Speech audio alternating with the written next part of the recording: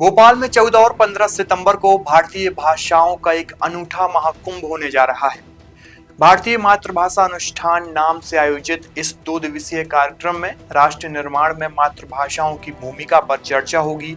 इसके साथ ही 15 सितंबर को मुख्यमंत्री डॉक्टर मोहन यादव विज्ञान और अन्य क्षेत्रों में हिंदी के योगदान के लिए राष्ट्रीय अलंकरण भी प्रदान करेंगे। रविंद्र भवन भोपाल में होने वाले इस आयोजन में देश भर से भाषाविद, साहित्यकार और विद्वान जुटने जा रहे हैं। भारतीय मातृभाषा अनुष्ठान के दौरान हिंदी की बोलियां अवधी, ब्रज, भोजपुरी, मैथिली, बुंदेली, मालवी, छत्तीसगढ़ी और बघेली सहित कन्नड़, मलयालम, तेलुगु, तमिल और बांग्ला जैसी भाषाओं पर विमर्श किया जाएगा। भाषा और प्रौद्योगिकी, नाटक और सिनेमा की भाषा, जनजातीय भाषाओं की भूमिका और लोक भाषाओं को राष्ट्र की प्राणधारा मानते हुए विशेष सत्र भी आयोजित किए जाएंगे। कार्यक्रम की मुख्य झलकियां कुछ इस प्रकार रहेंगी। भारतीय भाषाओं पर वैचारिक गोष्ठियां, काव्य गोष्ठी, प्रकाशन, लोकार्पण और प्रदर्शनियां, बी इंडियन बाय इंडियन अभियान का शुभारंभ, विक्रम उत्सव 2025 को long standing IP of the year का अवार्ड, भारतीय भाषाओं और बोलियों का भव्य कवि सम्मेलन। इस आयोजन में कई विश्वविद्यालय और सांस्कृतिक संस्थान भी अपनी सहभागिता निभा रहे हैं। माखनलाल चतुर्वेदी राष्ट्रीय पत्रकारिता एवं संचार विश्वविद्यालय के कुलगुरु विजय मनोहर तिवारी ने कहा कि पत्रकारिता में भाषा का योगदान अत्यंत महत्वपूर्ण है। भाषा केवल संवाद का साधन भर नहीं बल्कि समाज की चेतना, संस्कृति और मूल्यों की वाहक है। पत्रकारिता के माध्यम से जब विचार और तथ्य जनता तक पहुंचते हैं तो उनकी विश्वसनीयता, प्रभावशीलता और सार्थकता भाषा की सटीकता और सहजता पर निर्भर करती है। संस्कृति संचालनालय के संचालक एनपी नामदेव ने कहा कि 15 सितंबर को शाम 5 बजे मुख्यमंत्री मोहन यादव 5 राष्ट्रीय हिंदी भाषा सम्मानों से विद्वानों को अलंकृत भी करेंगे। भाषाविदों और विद्वानों ने कहा है कि मातृभाषाएं केवल संवाद का माध्यम नहीं बल्कि संस्कृति और अस्मिता की धरोहर है। पत्रकारिता, साहित्य और समाज की चेतना भाषा से ही जीवंत होती है। यानी भोपाल का यह आयोजन भारतीय भाषाओं और बोलियों के संरक्षण, संवर्धन और सम्मान का संगम बनने जा रहा है। अब सबकी निगाहें इस बात पर होंगी कि मातृभाषाओं की इस पहल में आने वाली पीढ़ियों को कितना प्रोत्साहन मिलता है। विस्तार से सुनिए इस पूरे आयोजन की जानकारी। मैं बताना चाहूँगा इस प्रेस विज्ञप्ति के माध्यम से और जो हम आज इकट्ठे हुए हैं, जो संस्कृति विभाग एक महत्वपूर्ण आयोजन करने जा रहा है। हालांकि ये आयोजन प्रतिवर्ष हम लोग करते थे हिंदी दिवस के अवसर पर। इस बार इसको वृहद रूप देते हुए इसके स्वरूप में विशेष चीज़ों को, अन्य विभिन्न घटकों को भी हमने शामिल किया है। इसके साथ ही जो हिंदी विश्वविद्यालय, माखनलाल चतुर्वेदी विश्वविद्यालय और सप्रे संग्रहालय और जितने भी हमारे अन्य इस प्रकार से हिंदी सेवी संस्थान हैं, उन सभी को हमने जोड़ने का प्रयास किया है।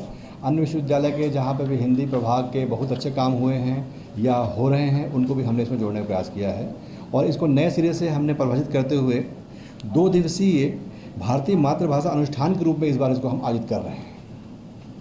इसमें बताना चाहूँगा कि इसके 2 भाग हैं। पहला भाग है कि दोनों दिवसों में हम विभिन्न कार्यशालाएँ, गोष्ठियाँ कर रहे हैं और जो द्वितीय दिवस में हम कर रहे हैं वो एक अलंकरण समारोह जो प्रतिवर्ष हम करते हैं, हिंदी भाषा सम्मान, जो 2015 से हमारे स्थापित हुआ है।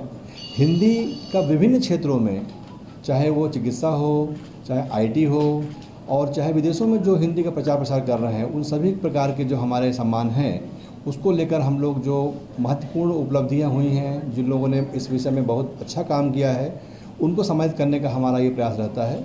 उसमें ज्यूरी के माध्यम से जो हम लोग चयन करते हैं, ये राष्ट्रीय सूचना प्रौद्योगिकी सम्मान हम देते हैं Hindi software search engine development के संबंध में, जिसने हिंदी भाषा में अच्छा काम किया है। राष्ट्रीय निर्मल वर्मा सम्मान जो भारतीय अप्रवासी होकर विदेश में हिंदी के विकास में किए गए अमूल्य योगदान के लिए दिया जाता है। राष्ट्रीय फादर कामिल बुल्के सम्मान जो विदेशी मूल के व्यक्ति द्वारा हिंदी भाषा एवं उसकी बोलियों के विकास में उत्कृष्ट योगदान के लिए दिया जाता है।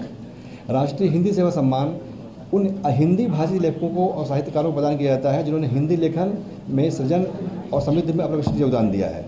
राष्ट्रीय गुलाकर मूल्य सम्मान हिंदी में वैज्ञानिक एवं तकनीकी में लेखन के साथ में पाठ सामग्री में विशेष रूप से लेखन संबंधी कार्य किया। तो इस प्रकार से महत्वपूर्ण बात यह है कि हिंदी का विस्तार जिस प्रकार से भी हुआ है, जिस क्षेत्र में भी हुआ है, उसको रेखांकित करते हुए ये वृहद आयोजन परिकल्पित किया गया है। संस्कृति विभाग के अंतर्गत संचालनालय, वीर भारत न्यास और अन्य विश्वविद्यालयों के माध्यम से हम लोगों ने इसको प्रयास किया है। इसका डिटेल मैंने आपको दिया है। जो महत्वपूर्ण हमारे सत्र होने वाले हैं उसके बारे में बताना चाहूँगा मैं।